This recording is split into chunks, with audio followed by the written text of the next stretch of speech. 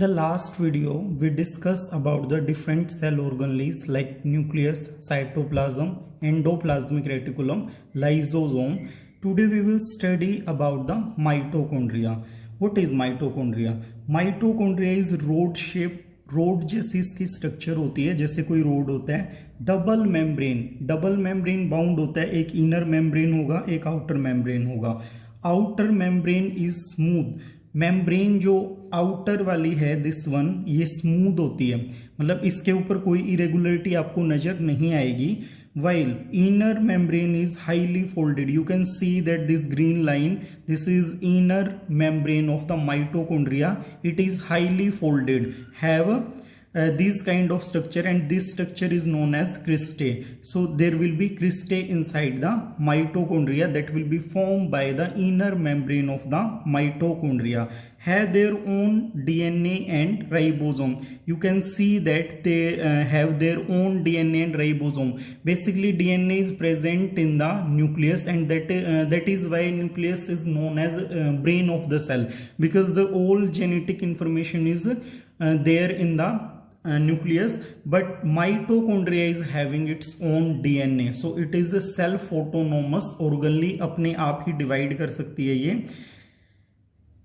Absent in bacteria and RBC of mammals के अंदर जो आरबीसी होता है, रेड ब्लड सेल, उसके अंदर ये एब्सेंट रहेगा. इन द सेम वे जो बैक्टीरियाज हैं उनके अंदर भी माइटोकॉन्ड्रिया एब्सेंट होता है. So what is the function of mitochondria? Cellular respiration is the oxidation of food to get the energy. जो हम फूड लेते हैं, डाइजेस्टेड फूड को पूरी बॉडी की जितनी भी सेल्स हैं उनके पास ट्रांसफर किया जाता है. तो वहां पे क्या होगा, उन सेल के अंदर जो माइटोकॉन्ड्रिया है वहां पे फूड का ऑक्सीडेशन होगा, उसको ब्रेक डाउन किया जाएगा, और वहां पे जो एनर्जी रिलीज होगी, that energy will be stored in the form of ATP.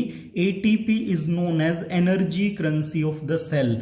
It mean कि कोई भी आपको एक्सपेंडिचर करना है एनर्जी का, कहीं भी एनर्जी चाहिए, आप क्या करोगे, अपने एटीपी को ब्रेक डाउन कर दोगे. जैसे आपको कोई भी सामान चाहिए आप पैसे दे देते हो, इसी तरीके से जहां भी आपको एनर्जी चाहिए आप एक एटीपी प्रोवाइड करेंगे और इसके ब्रेक डाउन से एनर्जी मिल जाती है. क्यों मिल जाती है? बिकॉज एटीपी के अंदर केमिकल फॉर्म में, केमिकल जो इसके अंदर बॉन्ड्स हैं, एडिनोसाइन ट्राइफॉस्फेट, एक एडिनोसाइन है, 3 उसके साथ फॉस्फेट के मॉलिक्यूल्स जुड़े हुए हैं. तो वो मॉलिक्यूल्स जब टूटेंगे तो आपको क्या है, एनर्जी मिलेगी. केमिकल बॉन्ड्स जब बनते हैं एनर्जी लगती है वहां पे, और जब वो टूटते हैं तो एनर्जी रिलीज होती है.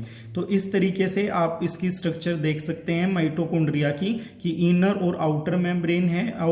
इनर मेम्ब्रेन के अंदर मैट्रिक्स है, मैट्रिक्स के अंदर granules, cristae, DNA, folds present हैं, जो क्या करते हैं, बेसिकली ये आपके एनर्जी प्रोडक्शन के लिए इसका रोल प्ले करती है, एनर्जी प्रोडक्शन में रोल प्ले करती है. Next cell organelle is plastid, present in plant cells. Plant की जो सेल हैं वहां पे प्रेजेंट होगी ये, और डबल मेम्ब्रेन होती है लाइक माइटोकॉन्ड्रिया. जैसे माइटोकॉन्ड्रिया डबल मेम्ब्रेन है, in the same way plastid is also double membrane. It is also having outer and inner membrane. Have their own DNA and ribosome. In the same way as mitochondria is having DNA and ribosome, its plastid is also having its own DNA as well as ribosome. So it is also known as self-autonomous organelle. Self-autonomous means जो अपने आप को खुद ही divide कर सके, उस nucleus के ऊपर वो डिपेंड नहीं करेगी. डिफरेंट टाइप ऑफ प्लास्टिड्स जो हैं वो आपके 3 डिफरेंट टाइप के होते हैं. First type of plastids leucoplast, colourless होता है. ल्यूको मीन्स क्या होता है, जहां कोई कलर नहीं होता, व्हाइट होता है इसका मतलब. तो कलरलेस जो प्लास्टिड हैं they are known as leucoplast. What is the function of leucoplast? It store starch, proteins and fat. इन चीजों को ये स्टोर करेंगे, मतलब जो भी प्लांट के अंदर ये चीजों की सिंथेसिस होगी और वहां पे अगर वो एक्स्ट्रा अमाउंट में है, that will be stored into the leucoplast. तो basic function of leucoplast is storage. Next type of plastid are chromoplast. Chromo means colour, तो जिनके अंदर पिगमेंटेड जो प्लास्टिड्स होते हैं उनको हम क्रोमोप्लास्ट बोलेंगे, except the green colour. If it is having green colour it will be known as chloroplast, but if it is having colour other than green then that will come under the category of chromoplast। different color pigment impart color to flowers। flowers जो है आपने देखे होंगे बड़े beautiful होते हैं, different type के उनके अंदर कलर्स होते हैं, so those colour are imparted by the chromoplast। इसी की वजह से जो फ्लावर्स हैं वो आपके कई कलर्स में आपको मिलते हैं। तो what is the function of chromoplast? ये डिफरेंट टाइप के कलर दे के प्लांट को, तो जो आपके पोलिनेटर इंसेक्ट होते हैं for the process of pollination, उनको अट्रैक्ट करेंगे ये। Chloroplast is the third type of plastid which is having green pigment known as chlorophyll। So all of you are aware of chlorophyll, that is it is a green pigment, have ability to trap the sunlight, and because of that ability it will synthesize its own food। अपने आप ही अपना खाना बना लेते हैं। तो autotrophs हैं जो अपने ग्रीन प्लांट, उनके अंदर क्लोरोप्लास्ट प्रेजेंट होता है। उस क्लोरोप्लास्ट की वजह से क्या होते हैं, they are able to prepare their own food with the help of sunlight. तो सनलाइट को ट्रैप करने की जो एबिलिटी है वो उनके अंदर ग्रीन जो आपका प्लास्टिड है, क्लोरोफिल जिसके अंदर पिगमेंट है, उसकी वजह से वो पॉसिबल हो पाते हैं। Next cell organelle is vacuoles, liquid solid filled membrane bound organelle. क्या होते हैं ये? इनके अंदर लिक्विड भरा हुआ हो सकता है, सॉलिड भरा हुआ हो सकता है। उन ऑर्गनली को जो मेम्ब्रेन बाउंड है, उन्हीं स्ट्रक्चर्स को, जो स्पेशल स्ट्रक्चर्स प्रेजेंट है मेम्ब्रेन बाउंड किसी भी मतलब लिक्विड या सॉलिड की भरी हुई, उनको हम वैक्यूल बोलेंगे। In plant these are large, जो प्लांट्स हैं उनके अंदर आपको क्या मिलेगा, जो वैक्यूल होगा वो लार्ज होगा, और up to 90% of the space can be occupied by the vacuoles in the plant cell.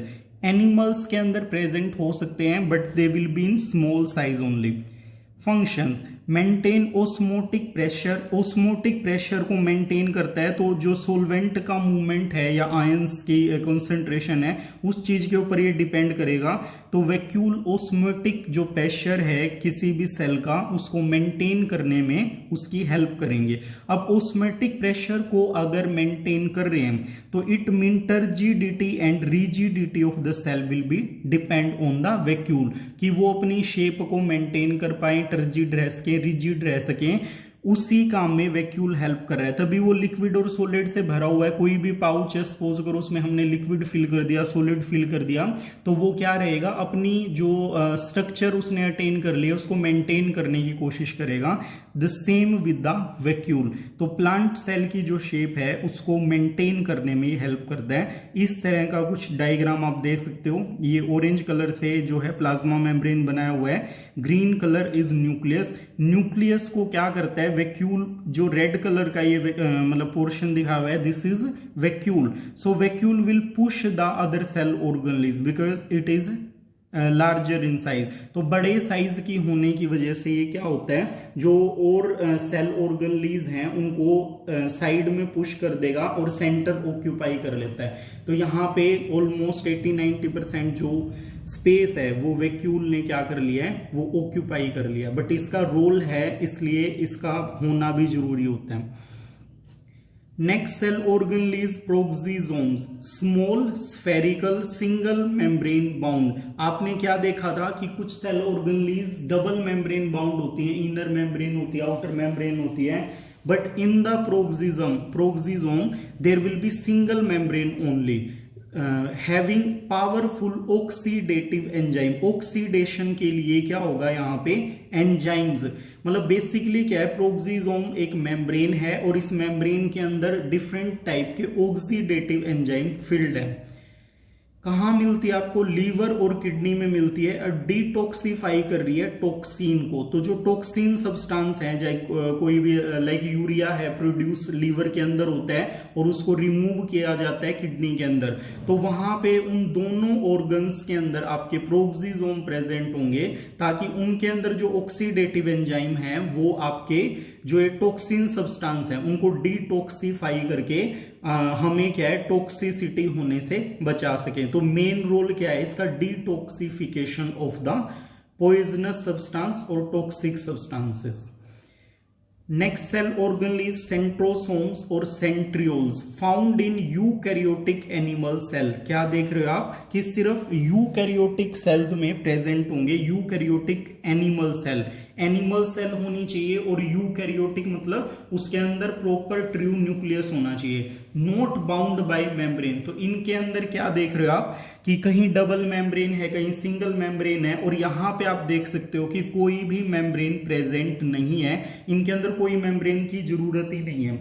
तो ये क्या होते हैं बेसिकली, इनका इस टाइप का स्ट्रक्चर होता है, एक सेंट्रियोल ऐसे होगा और एक इस तरीके से होगा, 90 डिग्री का इनके बीच में एंगल रहता है। तो यहां पे कोई मेम्ब्रेन जो है बाहर की तरफ इनके नहीं होती, मेम्ब्रेन लेस होते हैं ये। इनका काम क्या है, they help in cell division. जब सेल डिवाइड होगी तो यहाँ पे क्या स्पिंडल फाइबर्स बनते हैं, वो हायर क्लासेस में आएंगे। तो ये सेल डिवीजन में क्या करते हैं, क्रोमोसोम जो हैं वो हाफ नंबर ऑफ क्रोमोसोम दोनों डॉटर सेल में जा पाए, इसलिए ये सेंट्रियोल जरूरी होते हैं और उसी में ये रोल प्ले करते हैं। Also help in the formation of cilia and flagella. Cilia और जो फ्लैजिला है ये क्या होते हैं, सीलिया की जो लेंथ है वो कम होती है, ये like this is a bacterial cell and if it is having structure like this will be known as cilia, but if it is having a longer structure like this will be known as flagella. So cilia and flagella will be responsible for the movement of this bacteria. तो ये